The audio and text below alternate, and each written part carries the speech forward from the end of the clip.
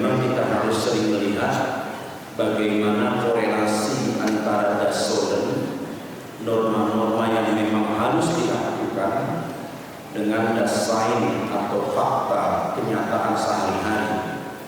Terkadang norma itu sejalan dengan fakta atau fakta sejalan dengan norma, dan terkadang pula sebaliknya fakta itu berbanding terbalik dengan norma. Karena itu Al-Imam Al-Ghazali mengatakan bagi orang yang puasanya biasa saja, maka kewajibannya adalah bagaimana dia melaksanakan puasa dengan standar bare minimum. Standar minimum dari berpuasa itu adalah menahan lapar dan haus dan menahan semua keinginan syahwat. Lalu kemudian puasanya orang yang khusus berdasarkan amatan Imam Al-Ghazali tidak berhenti pada aspek menahan lapar dan haus atau menahan gejolak syahwat, tetapi orang yang khusus itu berupaya untuk menjaga semua indera yang ada melekat pada tubuh mereka untuk tidak melakukan perbuatan dosa. Sedangkan puasanya orang yang istimewa, yaitu puasanya para nabi, sudah sampai pada standar tidak lagi memikirkan selain Allah Subhanahu wa Ta'ala, dan juga tidak pernah terlintas di dalam hati dan pikiran mereka untuk merasakan kenikmatan dunia kecuali kenikmatan dunia yang ada hubungannya dengan akhirat. Hadirin jemaah yang dimuliakan Allah Subhanahu wa Ta'ala, kalau kita gunakan kaidah yang dipakai atau yang diintroduksi oleh Imam Al-Ghazali untuk melihat bagaimana pemahaman umat Islam saat ini terhadap Ramadan, maka kita akan mendapati 3 fenomena umat Islam saat ini di dalam memahami Ramadan. Yang pertama, sebagian besar umat Islam menganggap Ramadan ini adalah bulan berbagi, sehingga kita lihat charity atau berbagi kasih di bulan Ramadan itu lebih marak dibandingkan bulan-bulan yang lainnya. Tetapi persepsi umat terhadap Ramadan yang melihat Ramadan hanya dalam batasan sebagai bulan charity atau bulan berbagi, pada akhirnya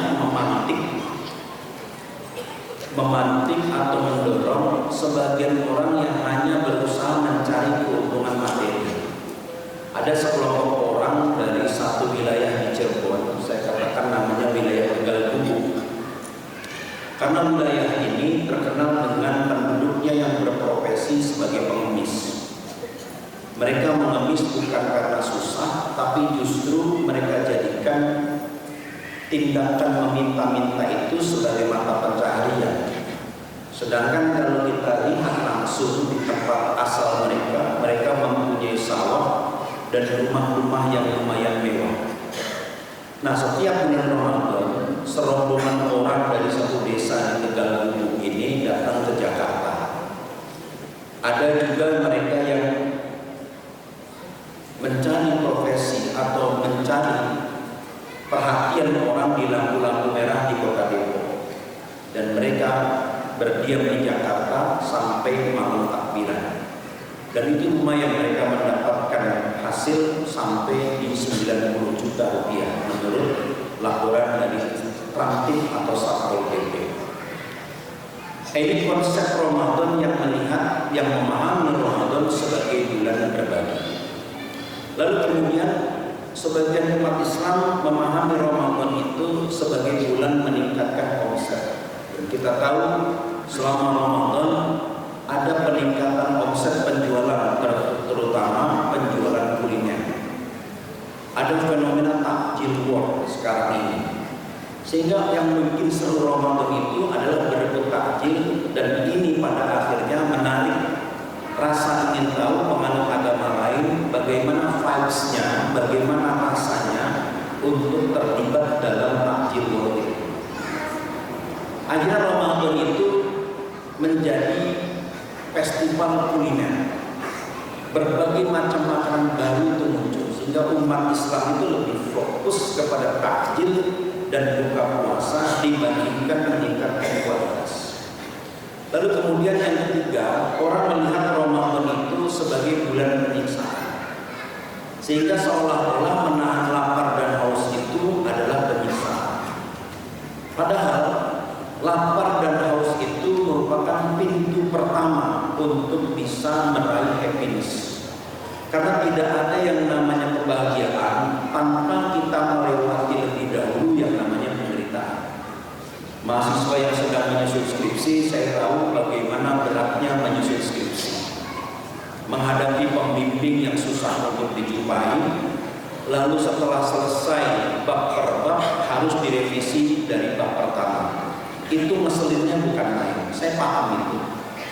Tetapi ketika skripsi itu sudah disidangkan, itu sudah ada kebahagiaan tersendiri. Ini level kebahagiaan di atas pleasure yang namanya achievement. Nah, umat Islam ketika melihat Ramadan hanya dalam batas senang berbuka puasa, berarti hanya mengejar pleasure-nya. Pleasure itu adalah urutan paling rendah di dalam urutan kebahagiaan. Karena pleasure ini durasinya tidak lama. Kita senang dengan lawan jenis, terutama mahasiswa UI tahun pertama, tahun kedua, itu senang dengan lawan jenis, itu senangnya cuma 3 semester, saya yakin. Semester 5 itu pasti bosan.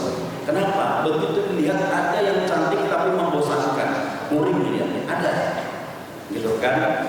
Gitu ada yang jelek, cakepnya kelihatan pas di TikTok karena pakai filter. Itu sekedar batasan pleasure. Jadi pleasure itu durasinya sebentar. Maka dari itu dulu, zaman saya kuliah di sini tahun 90-an, itu terkenal boyband dari Irlandia, namanya Boyzone. Ya, kalau generasi Gen X pasti tahu Boyzone itu yang mana, ada Ronan Keating dan sebagainya. Itu ada satu syair, rupanya orang Barat itu sudah jenuh ketika berbicara tentang pleasure. Ada syair dia mengatakan, "Don't love me for fun, love me for a reason." Jangan cintai aku hanya untuk senang-senang, tapi cintai aku dengan sebuah alasan. Artinya, orang sudah mulai muak dengan yang namanya pleasure, karena pleasure itu cuma sebentar.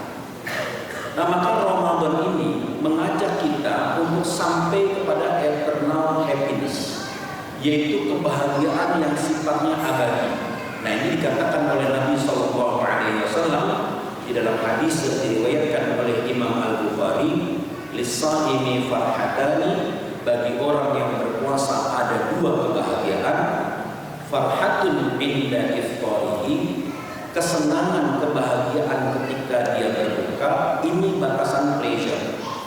Lalu kemudian yang kedua, wa farhatun inda liqa'i rabbih, dan kebahagiaan atau kegembiraan ketika berjumpa dengan Tuhannya. Nah, ini masuk di level eternal happiness, kebahagiaan yang abadi dan tidak ada habis-habisnya.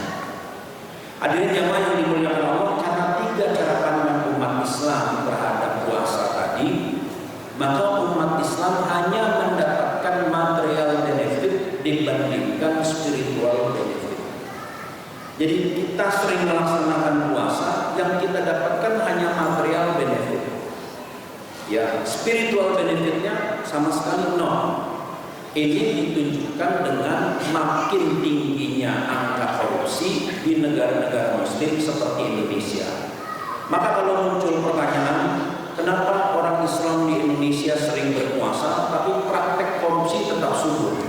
Ini karena persepsi terhadap puasanya itu hanya sebatas material benefit. Kita belum bergerak kepada spiritual benefit. Kalau sampai pada spiritual benefit, maka kita akan berhati-hati dengan setiap yang kita ucapkan, akan berhati-hati dengan apa yang kita lakukan, dan berhati-hati dengan semua yang kita terima. Itu kalau kita sampai kepada pemahaman spiritual benefit. Hadirin yang dimuliakan Allah Subhanahu wa taala, ibadah Ramadan adalah ibadah spiritual. Saum yang kita lakukan orang tidak ada yang tahu bagaimana kualitasnya, karena evaluasi penilaian terhadap puasa itu hanya dilakukan oleh 2 pihak, oleh Allah Subhanahu wa Ta'ala yang mengetahui semua yang tersembunyi di dalam diri kita, dan kita sendiri yang memahami apa yang sedang kita laksanakan. Jadi ibadah Ramadan itu tidak seperti evaluasi dosen oleh mahasiswa. Ibadah saum itu tidak seperti evaluasi peer to peer. Tidak seperti itu. Kita yang mengevaluasi. Sudah berapa lama kita bertemu dengan bulan Ramadan? Sudah berapa lama kita melaksanakan saum Ramadan? Tapi pertanyaannya, apakah ada peningkatan kualitas diri kita setiap kali kita berjumpa dengan Ramadan? Ataukah kita masih terjebak pada isu yang itu saja di bulan Ramadan? Isu puasa duluan, lebaran duluan, isu tarawih 20 atau 8, isu harus ikut Mekah atau tidak ikut Mekah. Ini menjadi pertanda bahwa kita belum bergerak dari material benefit menuju spiritual benefit. Kalau kita sudah sampai kepada upaya untuk meraih spiritual benefit atau keuntungan spiritual, maka kita tidak pernah mempersoalkan hal-hal yang sifatnya duniawi. Dia mau puasa duluan, nggak apa-apa, yang penting lebarannya nggak kena. Kan begitu. Ya nggak apa-apa mau puasa duluan. Dia mau lebaran duluan, nggak apa-apa, yang penting kita masuk surganya duluan. Begitu aja udah. Jadi mikirnya yang gampang-gampang saja. Tidak perlu kemudian berhari-hari selama Ramadan ribut di media sosial, mencari berbagai macam literatur hanya sekedar untuk menjatuhkan pendapat lawan. Ini kekurangan kita. Energi yang begitu besar tidak kita manfaatkan untuk membangun keikhlasan, tapi justru untuk membangun permusuhan. Jemaah yang dimuliakan Allah Subhanahu wa Ta'ala, marilah di awal bulan Ramadan ini kita tata niat kita, dan setiap malam menurut para ulama fikih, khususnya fikih mazhab Syafi'i, agar setiap malam kita tajdidun niat, memperbaharui niat. Niat bukan cuma sekedar berpuasa, tapi niat bahwa puasa kita ingin seperti puasanya orang-orang soleh terdahulu. Sehingga dengan niat yang kita pancangkan itu, Allah Ta'ala akan datangkan kepada kita karunia dan energi seperti energi yang dirasakan oleh orang-orang soleh terdahulu. Sehingga setiap tantangan dan hambatan di dalam menjalankan ibadah puasa kita rasakan dengan mudah, dan kita bisa merayakan Idul Fitri dengan hati yang bersih, dengan jiwa yang tenang, dan yang paling penting lagi, ada peningkatan kualitas spiritual yang kita dapatkan, dan kita menjadi orang-orang yang bahagia. Demikian yang bisa disampaikan. Kalau terlalu lama